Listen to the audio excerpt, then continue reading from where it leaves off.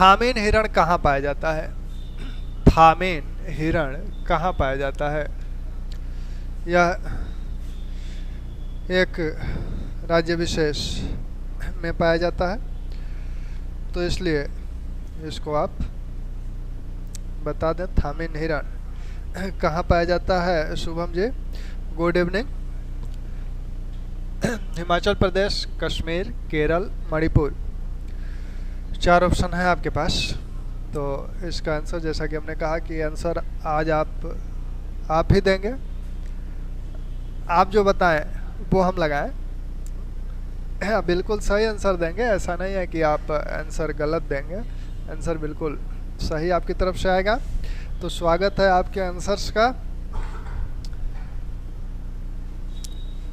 ठीक, यूँ समझिए कि आप एग्जाम हॉल में बैठ के पेपर कर रहे हैं, आपके सामने पहली बार ये प्रश्न आता है, आप क्या लगाएंगे? आप जानते हैं, नहीं जानते हैं, नहीं जानते हैं, फिर भी आपके मन में, आपके दिमाग में क्या चीज़ पहले, किस ऑप्शन पे आप किस ऑप्शन को टच करना चाहते हैं वो बता दीजिए। तो ये मणिपुर में यह विशेष प्रजाति जो हिरण की है वो पाई जाती है। ठीक, निम्न में से कौन गंगा नदी में उसके दाहिनी ओर आकर मिलती है? कौन सी नदी है जो गंगा नदी में उसके दाहिनी ओर आके मिलती है? गंगा को आप जानते हैं कि गंगा ऐसे हिमालय से निकल के आती हैं और बंगाल की खाड़ी में मिल जाती हैं। तो गंगा का दाहिना क्या हुआ? गंगा इधर से चल रही है, तो जैसे आप इधर से चल रहे हैं तो आपका दाहिना ये हुआ, तो नदियों का भी दाहिना यही होता है, बायां ये हुआ। तो गंगा के दाहिनी ओर से कौन सी आके मिलती हैं? महानंदा, घाघरा, गोमती, पुनपुन।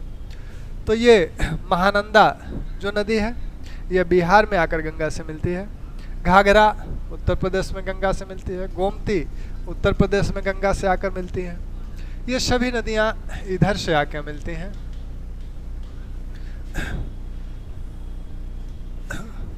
गोमती, घाघरा, महानंदा, और इधर से जो नदियां मिलती हैं सोन, पुनपुन। तो ये दाहिनी ओर से पुनपुन नदी आकर मिलेगी। ठीक, आगे चलें।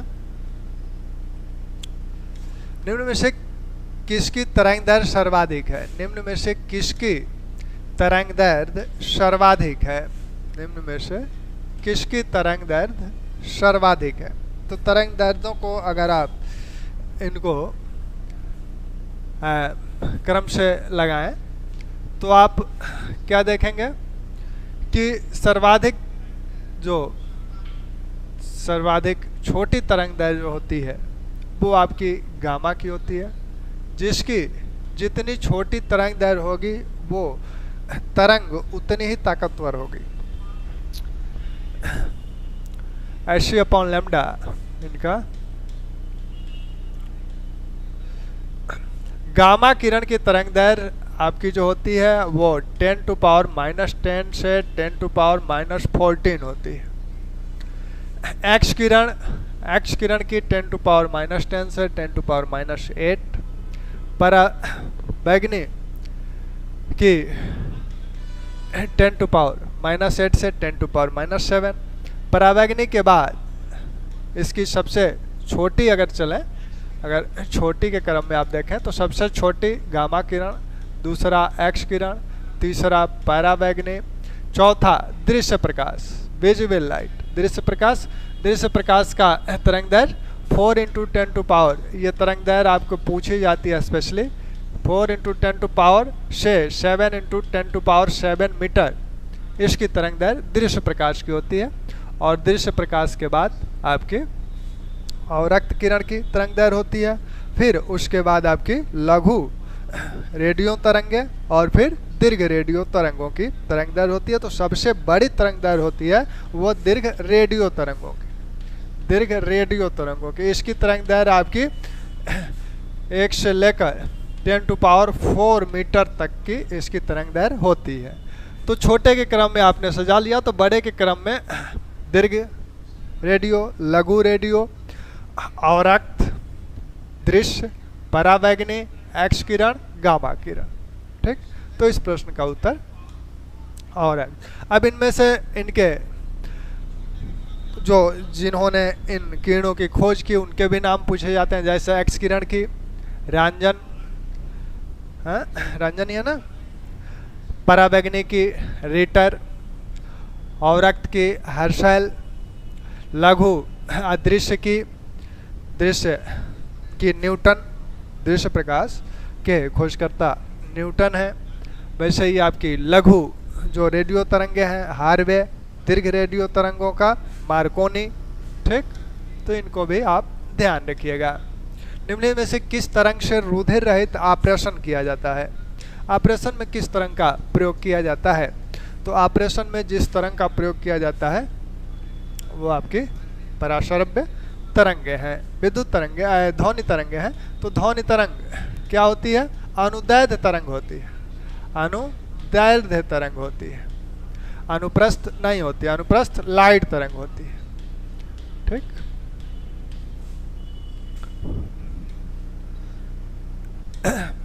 ध्वनि पतली या मोटी किस कारण से होती है? किसी की आवाज आपकी पतली सुनाई देती है, किसी की आवाज मोटी सुनाई देती है, वह किस कारण से? निम्न में से कौन सा कारण है? शुभम जी 4, डी आंसर नहीं था, 5 का बताइए।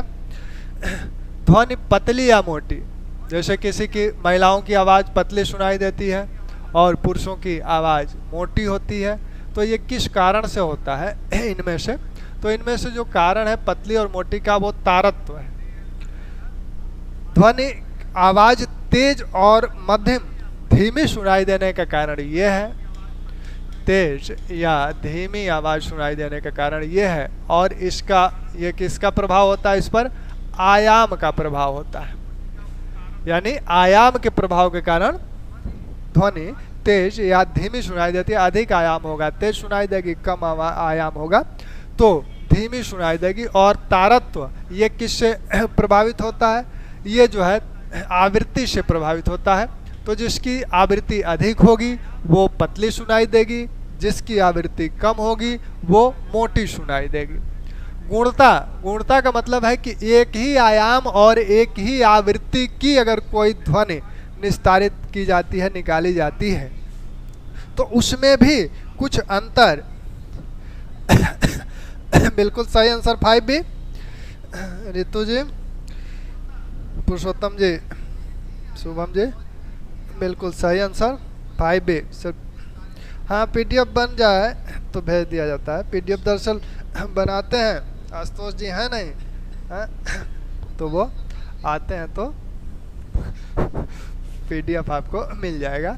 तो एक ही आवृत्ति और एक ही आयाम की अगर ध्वनि कोई है तो उसमें भी आप अंतर कर सकते हैं। जैसे दो व्यक्ति एक ही आवृत्ति और एक ही आयाम के बोले, फिर भी उसमें कुछ अंतर स्पष्ट होता है, तो वो चीज गुणता की है, उसे गुणता कहते हैं। ठीक, प्रतिध्वनि को आप जानते ही हैं।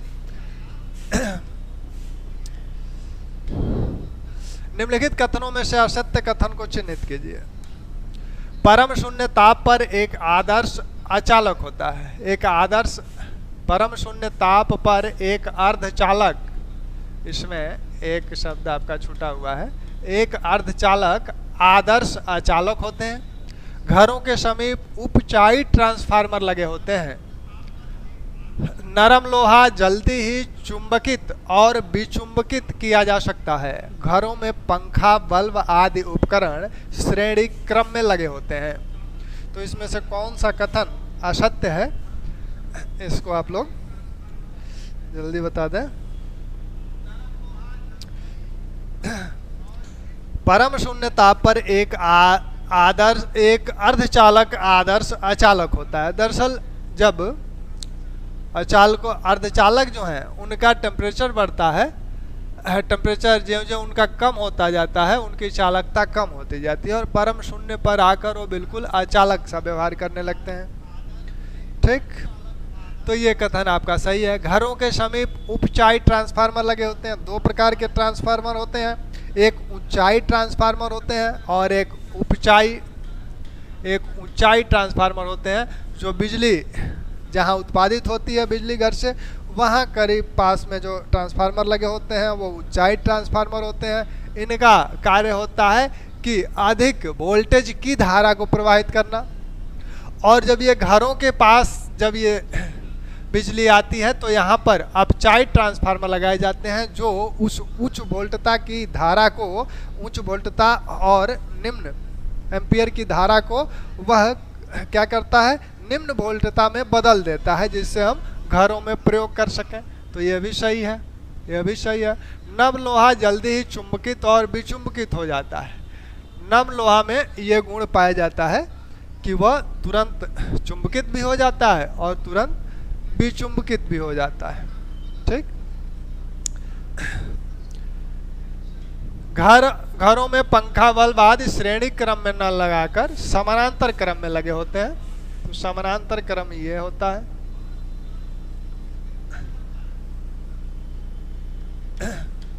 श्रेणी क्रम ये है। तो ये समानांतर क्रम में लगे होते हैं। तो ये प्रश्न आपका, ये कथन आपका असत्य है। पुष्प में मादा जननांग कौन सा होता है? पुष्प में मादा जननांग कौन सा होता है? तो पुष्प जो होता है, आप पुष्प देखते हैं कि पुष्प जो होते हैं, तो ये जो हिस्सा है पुष्प का, ये आपका बाह्य दलपुंज है। इसे बाह्य दलपुंज बोला जाता है। और ये वाला हिस्सा इसका आंतरिक दलपुंज है, दलपुंज है एक तरह से। पुष्प के जो लैंगिक अंग है पुमंग, ये नर जननांग है, नर जननांग है। और जायांग मादा जननांग है।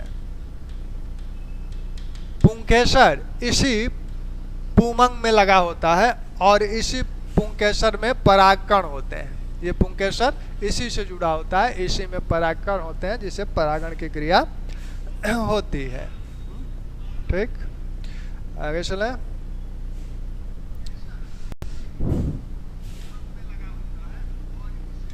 ब्रिटिश भारत में सर्वप्रथम जनगणना कब हुई? बहुत ही सरल सवाल, बहुत ही सीधा सवाल। ब्रिटिश भारत में सर्वप्रथम जनगणना कब हुई? तो आपका लॉर्ड मेयो के काल में 1872 में ये जनगणना हुई और यहाँ से नियमित जनगणना शुरू हो गई। नियमित जनगणना कब से हो रही है?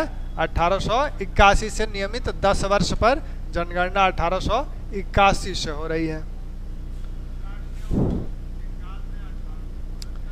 जनगणना किस सूची का विषय है? संविधान में 3 सूचियां जो हैं, संघ सूची, समवर्ती सूची, राज्य सूची। तो इन सूचियों में से किस सूची का विषय जनगणना है?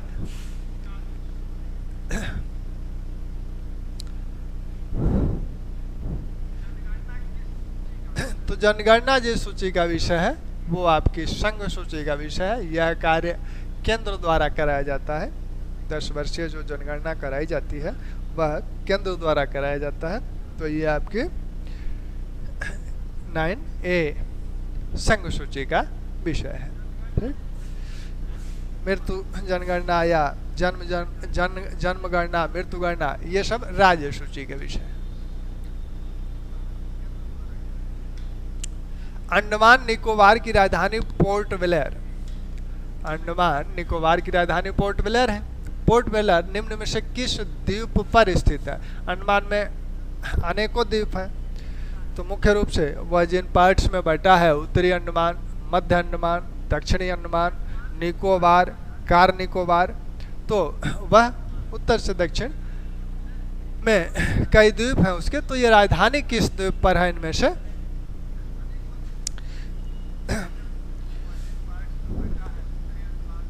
अंडमान और निकोबार के बीच 10 डिग्री रेखा आपकी जाती है। 10 डिग्री अक्षांश उन्हें अलग करता है। ये लैंडफॉल जो द्वीप है ये अंडमान निकोबार का सबसे उत्तरी द्वीप है, सबसे उत्तरी द्वीप है। और कोको द्वीप अलग करता है। कोको द्वीप जो म्यांमार जो कोको जलसंधि है यह इसको अलग करती है। तो लैंडफॉल द्वीप सबसे उत्तरी द्वीप है। यह जो पोर्ट ब्लेयर है यह आपका दक्षिणी अंडमान में स्थित है। पोर्ट ब्लेयर दक्षिणी अंडमान में। और सेलुलर जेल जो बहुत ही प्रसिद्ध, बिल्कुल सही आंसर 10D शुभम जी। तो जो सेलुलर जेल है वो भी यहीं स्थित है, दक्षिणी अंडमान में ही। और ग्रेट निकोबार में आपका सबसे दक्षिणतम बिंदु भारत का है। किसे भारत का रूर प्रदेश बोला जाता है? रूर जो है जर्मनी का खनिज संसाधनों से संपन्न प्रदेश है, तो इसलिए भारत का वह कौन सा क्षेत्र है जो खनिज संसाधनों से संपन्न है, तो इसीलिए उसे को रूर प्रदेश बोला जा सकता है। तो रूर प्रदेश यहाँ जिसे बोला जाता है वो आपका छोटा नागपुर का पठार है। विभिन्न खनिज संसाधनों से संपन्न। लौह अयस्क की सर्वोत्तम किस्म कौन सी है? लौह अयस्क की अनेक किस्में हैं जिन्हें लोहे की मात्रा के अनुसार उनका नाम वर्गीकरण किया गया है। तो सबसे जो सर्वोच्च किस्म है इसकी मैग्नेटाइट है। इसमें 72 से 74% तक लोहा पाया जाता है। उसके बाद की जो किस्म है हेमेटाइट है। मैग्नेटाइट भारत में बहुत कम मिलती है और सर्वाधिक जो मिलती है, सर्वाधिक भंडार जो है वो कर्नाटक में है। कर्नाटक, केरल, गोवा, तमिलनाडु यहाँ से मैग्नेटाइट लोहा अयस्क मिलता है। हेमाटाइट सर्वाधिक निकाला जाता है और यह है आपका पूर्वी क्षेत्र में झारखंड, छत्तीसगढ़, इन क्षेत्रों से हेमेटाइट। इसके बाद लिमोटाइट और शीडेराइट। तो सर्वोत्तम किस्म ये क्रम से है चारों आपके। सर्वोत्तम किस्म मैग्नेटाइट काले रंग का ये दिखता है, ये हल्का भूरा रंग का दिखता है। माउंट एवरेस्ट पर सर्वाधिक 25 बार चढ़ने वाला कौन पर्वतारोही कौन पर्वतारोही है? तो इनको आप जानते ही हैं, महिला पर्वतारोही हांगकांग की। पीछे किसी टेस्ट में इनका नाम जिक्र आया था। कीमा रीता शेरपा नेपाल के ये सर्वाधिक 25 बार पर्वतारोहण कर चुके हैं एवरेस्ट पे। वर्ष 2021 की पहली दो खगोलीय घटना, वर्ष 2021 की पहली दो खगोलीय घटनाएं पूर्ण चंद्र ग्रहण और सुपर ब्लड मून कब घटित हुई? तो पहली ये दो घटनाएं एक साथ जो घटित हुई हैं वो 26 मई 2021 को घटित हुई हैं। 26 मई 2021 को ये घटनाएं घटित हुई हैं।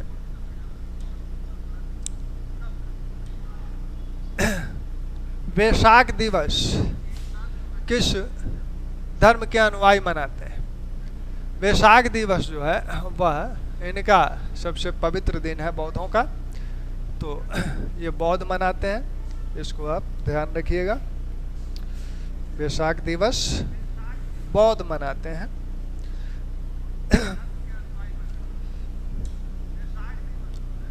16 नंबर में विश्व की सबसे शक्तिशाली, ये भी एक तथ्य है, और आप सबसे शक्तिशाली जलवायु परिवर्तन सुपर कंप्यूटर ये B10 द्वारा बनाया जा रहा है, तो इसको आप एक तथ्य के रूप में याद रखें।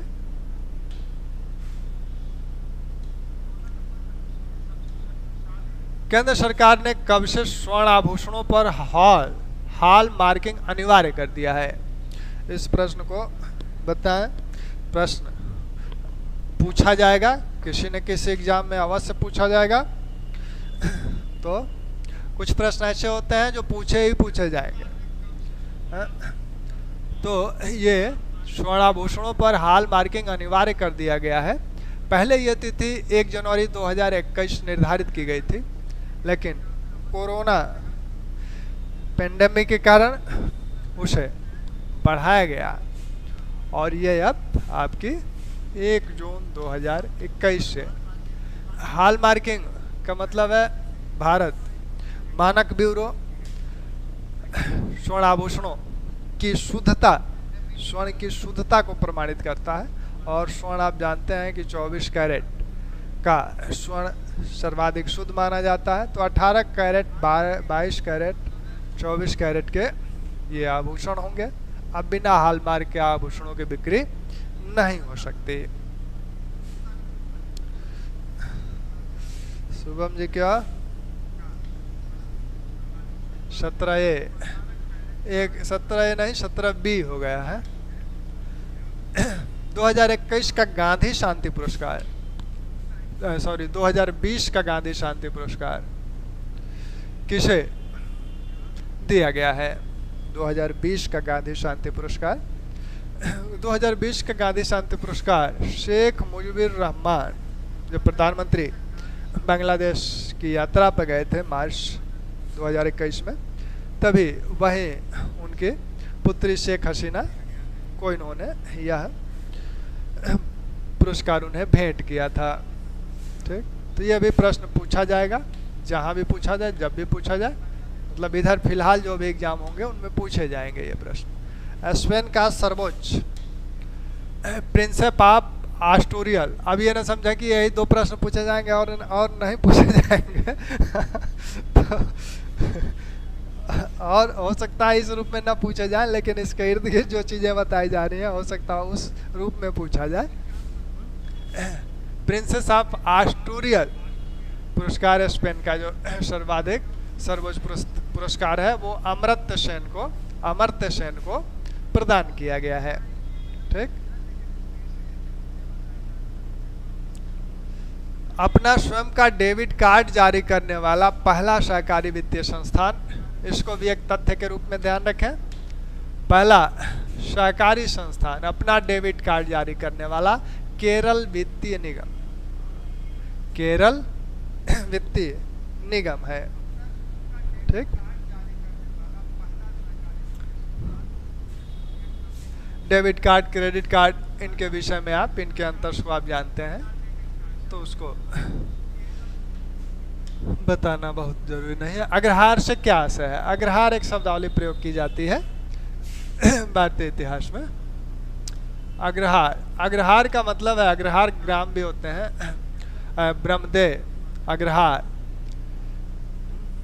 तो मंदिरों को दान में दी गई भूमि, ब्राह्मणों को दान में मिली कर मुक्त भूमि, राजा के प्रत्यक्ष अधिकार वाली भूमि, वन भूमि।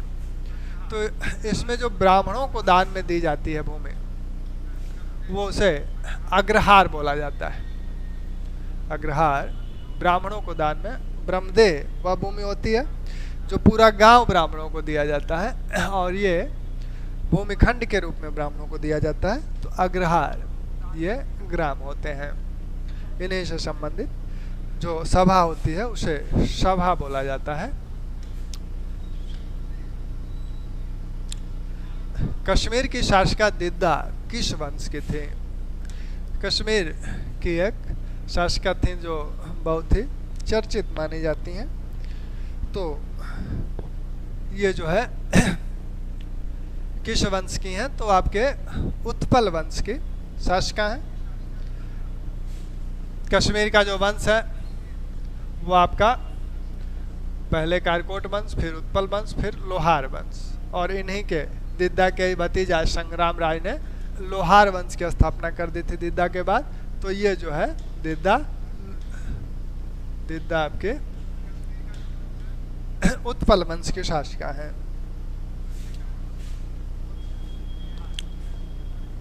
ठीक, कायकोट वंश के दुर्लभ वर्धन संस्थापक हैं, लोहार वंश के संग्राम राज संस्थापक हैं, अवंती वर्मन इसके संस्थापक हैं उत्पल वंश के।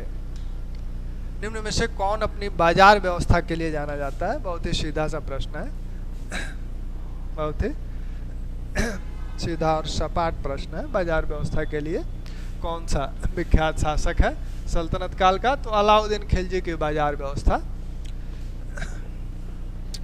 इसने वस्तुओं के भाव को निश्चित कर दिया था अपनी बाजार व्यवस्था के तहत, और प्रत्येक वस्तु का भाव, दाम निर्धारित कर दिया गया था कि इतने में ही वो बिकेगी, उससे ऊपर नहीं बिकेगी। तो कुछ इतिहासकारों का मानना है कि राजधानी में बहुत बड़ी संख्या में सैनिक रखते थे, तो इसलिए उनका वेतन कम था, इसलिए ये किया गया। अमूमन ये राजधानी के आसपास के क्षेत्रों में ही लागू था।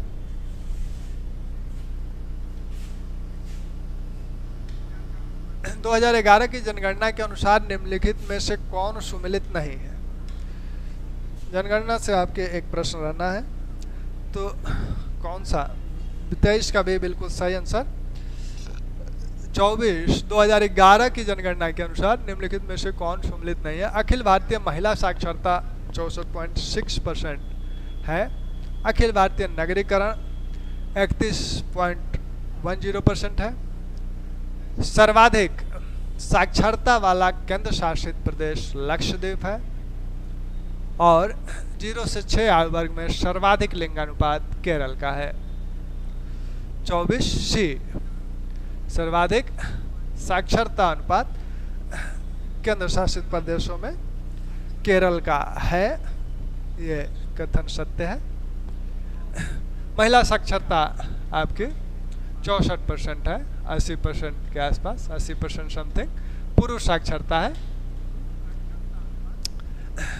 कुल मिला के 73% हो जाता है। ओवरऑल कुल देखें तो अखिल भारतीय नगरीकरण 31% सही है, ये भी सही है, ये भी सही है। ये केरल 0 से 6 आयु वर्ग में नहीं है, बल्कि प्रौढ़ आयु वर्ग में है। 0 से 6 आयु वर्ग में अरुणाचल प्रदेश, अरुणाचल प्रदेश सर्वाधिक लिंगानुपात अरुणाचल प्रदेश का 0 से 6 आयु वर्ग में है। ठीक। निम्न में से किसे सबसे पहले पत्रकारिता के लिए जेल की सजा मिली थी? पत्रकारिता के लिए जेल की सजा सबसे पहले किसे मिली थी? तो आपके सुरेंद्रनाथ बनर्जी हैं, गोखले हैं, दादा भाई नौरोजी हैं, बाल गंगाधर तिलक हैं। चारों भारत की विभूतियां हैं। Good evening Pankaj ji. तो इसमें से आप किसको चाहेंगे, किसको लगा दें?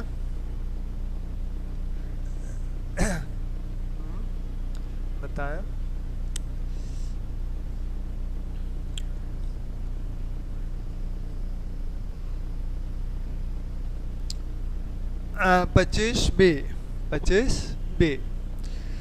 पच्चीस बी आंसर एक आया शुभम जी का।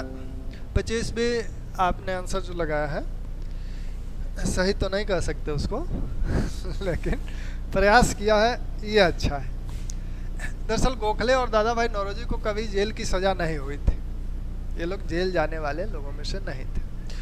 जेल की सजा सबसे पहले अगर राष्ट्रवादी में से किसी को हुई तो बाल गंगाधर तिलक की हुई 1882 में। इन्हें सजा हुई थी और 1 वर्ष बाद इन्हें हुई 1883 में सुरेंद्रनाथ बनर्जी को। ठीक।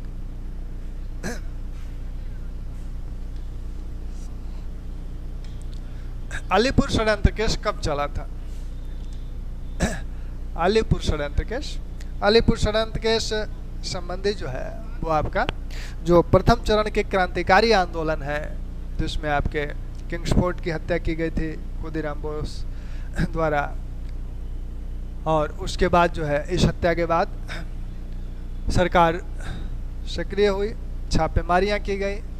तो अलीपुर, कलकत्ता का नाम अलीपुर है, तो यहाँ भी छापामारी की गई। तो यहाँ से बम बनाने का एक छोटा सा कारखाना मिला। तो ये घटना आपकी किंग्सफोर्ड वाली 1908 की है। तो ये छापेमारी भी उसी समय की गई और ढेर सारे लोगों को गिरफ्तार किया गया और उसी वही जो केस चलाया गया, इसे अलीपुर षड्यंत्र केस कहा जाता है। 1915 लाहौर षड्यंत्र केस, लाहौर षड्यंत्र केस चला था। 1924 कानपुर षड्यंत्र केस, कानपुर षड्यंत्र केस। 1929 मेरठ षड्यंत्र केस, मेरठ षड्यंत्र केस चला था। ये दोनों केस आपके मार्क्सवादियों से संबंधित थे। भारत में मार्क्सवाद के प्रसार को रोकने के लिए मार्क्सवादी नेताओं को गिरफ्तार किया गया था, उन पे केस चलाया गया था। इसमें जो है आइंस्टीन ने इसमें एक साथ ढेर सारे मार्क्सवादी नेताओं को गिरफ्तार किया गया था, तो आइंस्टीन ने भी उन्हें छोड़ने के लिए पत्र लिखा था इसी मेरठ षड्यंत्र केस के दौरान। ठीक, निम्न में से किसे दिल्ली षड्यंत्र केस में फांसी नहीं दी गई थी? निम्न में से किसे दिल्ली षड्यंत्र केस में फांसी नहीं हुई थी? तो इसका आंसर बताएं, बहुत ही सीधा सा प्रश्न है। दिल्ली षड्यंत्र केस कब चला था? दिल्ली षड्यंत्र केस जब हार्डिंग पर बम फेंका गया था, ठीक, 1912 में, जब वो राजधानी में, दिल्ली को जब राजधानी घोषित किया गया था 1911 में, तो 12 में दिल्ली राजधानी बनी। तो राजधानी में जब प्रवेश कर रहे थे तभी उन पर बम फेंका गया और उसमें इस षड्यंत्र केस में 4 लोगों को फांसी हुई थी। तो 4 लोगों को फांसी होने वाले में अवध बिहारी, अमीर चंद, बाल मुकुट, बसंत बिहारी,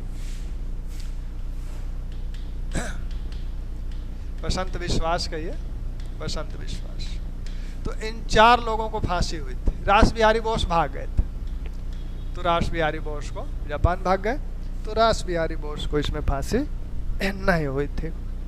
ठीक,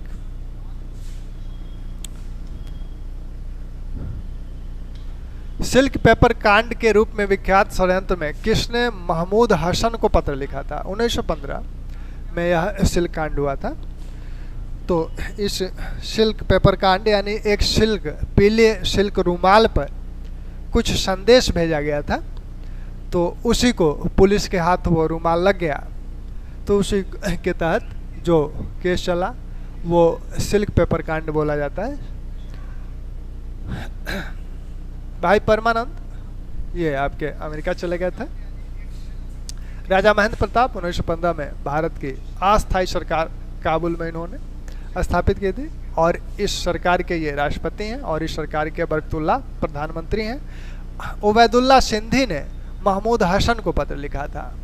उबैदुल्ला सिंधी, ये 2 लोग इस सिल्क षड्यंत्र के से संबंधित हैं। उबैदुल्ला सिंधी, महमूद हसन। तो उबैदुल्ला सिंधी ने पत्र लिखा था किसे? महमूद हसन। उस समय ये मक्का में थे। ठीक,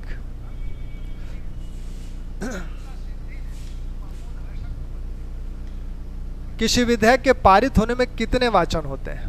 किसी विधेयक को सदन में जब कोई विधेयक रखा जाता है तो उसे पारित कराने में कितने वाचन होते हैं? तो ये आप कितने वाचन एक विधेयक के, बहुत ही सीधा सवाल है, आंसर आए। मैं वेट कर रहा हूँ आप लोगों के आंसर का।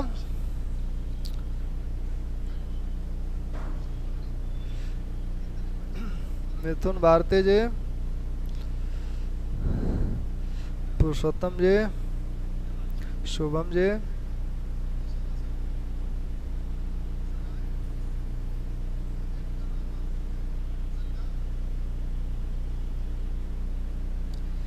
रितु जी, आंसर इसका 29। किसी विधेयक के पारित होने में कितने वाचन होते हैं? तो विधेयक के पारित होने में 3 वाचन होते हैं। जब कोई विधेयक रखा जाता है सदन में तो प्रथम वाचन जो विधेयक रखने के संदर्भ में, द्वितीय वाचन और तृतीय वाचन। जब प्रथम रखा जाता है तो उसमें किसी सदस्य को यह ऐतराज हो सकता है कि इस विषय पर इस सदन को कानून बनाने का अधिकार नहीं है। इस तरह का अगर ऐतराज होता है तब सदन के अध्यक्ष द्वारा या सभापति द्वारा इस पर चर्चा कराई जा सकती है, इस पर वोटिंग कराई जा सकती है। ठीक, तो प्रथम वाचन इससे पूरा होता है। लेकिन अध्यक्ष या सभापति का यह विशेषाधिकार भी है कि अगर वो चाहे कि प्रथम वाचन न हो तो वो सीधे सीधे राजपत्र में विधेयक को प्रकाशित करा दें, तब प्रथम वाचन की औपचारिकता समाप्त हो जाती है, तब वो सीधे सीधे विधेयक आपका रखा जा सकता है। यहाँ अब इसमें जब विधेयक रख दिया जाता है तो इस वाचन में ये कहा जाता है कि विधेयक के लिए क्या किया जाए, सदन स्वयं ही पारित कर दे उसे, या किसी कमेटी को या भेजा जाए, या जनता की राय जानने के लिए भेजा जाए। तो जिस पे सहमति बनती है वैसा होता है। अगर संसदीय कमेटी के पास भेजा जाता है, कमेटी की रिपोर्ट आने के बाद विधेयक को रखा जाता है। तो यहाँ आ गया।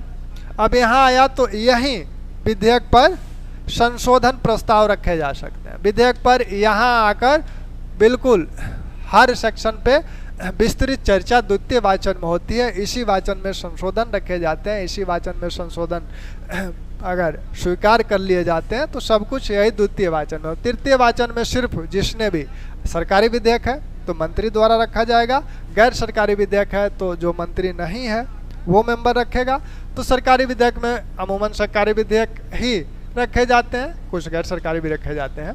तो तृतीय वाचन में मंत्री द्वारा ये कहा जाएगा, जिसने विधेयक रखा है वो ये कहेगा कि सदन इसे पारित करे।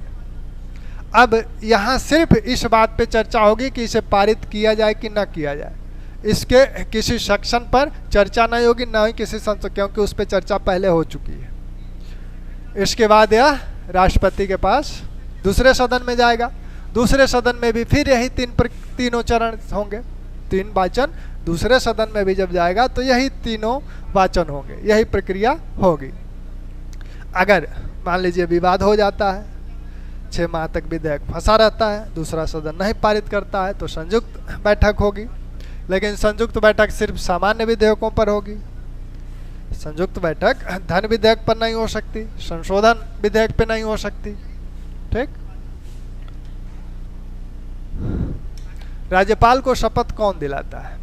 बहुत ही सीधा सवाल है, आपके सामने से 50 बार गुजरा होगा। राज्यपाल को शपथ कौन दिलाता है? तो संबंधित उच्च न्यायालय के मुख्य न्यायाधीश द्वारा यह शपथ दिलाया जाता है।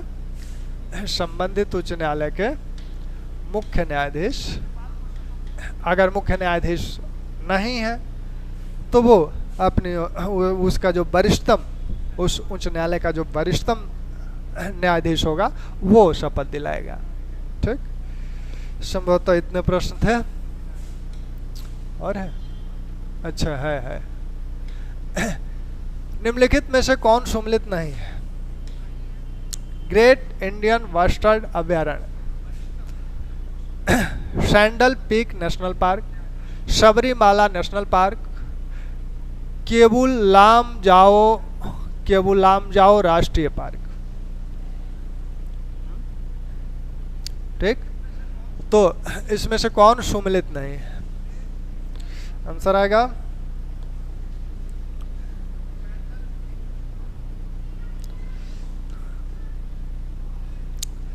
आंसर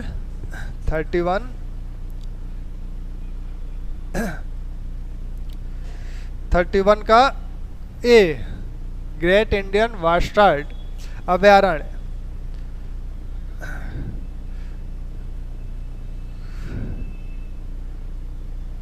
कौन सा कॉन्सेप्ट शुभम जी, किस प्रश्न का?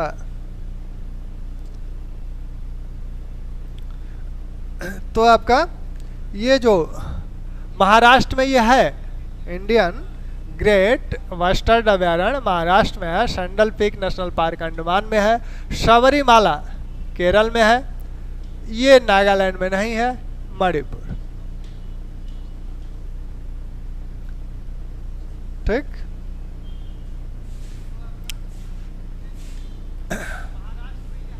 राजवंश संस्थापक चोल विजयालय 850 ईस्वी, पाल वंश के संस्थापक, परमार वंश के संस्थापक उपेंद्र कृष्णराज। ठीक। गढ़वाल वंश के शासक चंद्रदेव। ये जो शासक हैं धर्मपाल, ये नहीं, गोपाल इसके संस्थापक।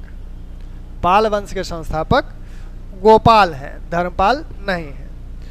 धर्मपाल इस वंश के सबसे शक्तिशाली शासक हैं और यह शासक ऐसा है जिसे जनता ने चुना था। यह जनता द्वारा चुना गया शासक है, जनता द्वारा चुना गया शासक है। तो प्राचीन इतिहास में कुछ शासक हैं जो जनता द्वारा चुने जाते हैं।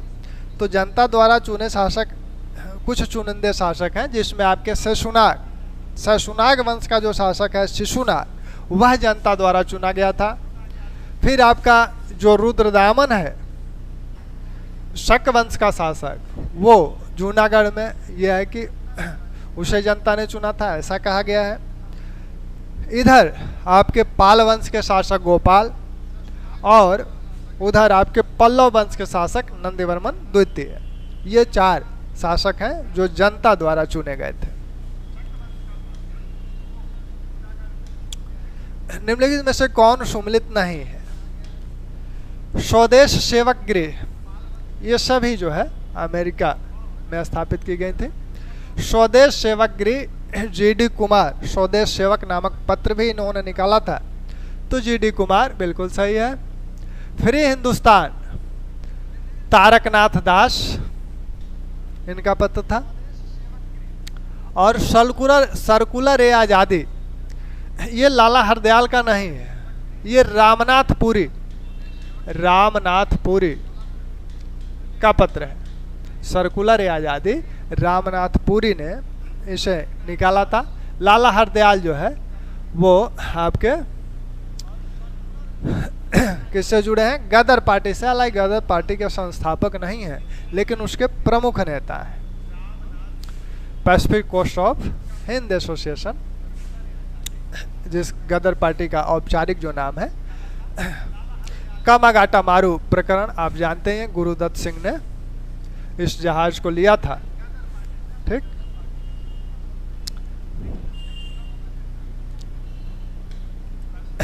सूची 1 और 2 को सम्मिलित कीजिए तथा नीचे दिए गए कूट का प्रयोग कर सही उत्तर का चयन कीजिए। कुछ परियोजनाएं हैं और वो कब शुरू की गई थी?